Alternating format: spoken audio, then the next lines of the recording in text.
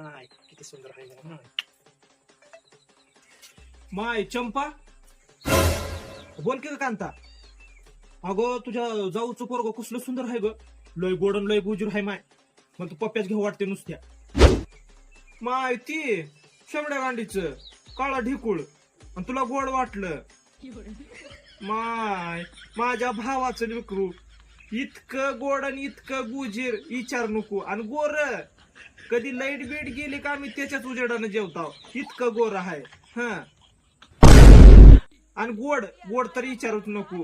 हा कधी साखर बिकर संपली का त्याचं तोंड घेऊन नुसतं पाणी घातलं का गोड चुटूक चहा होते. अगं इतकं गोड आणि इतकं गुजीर माय.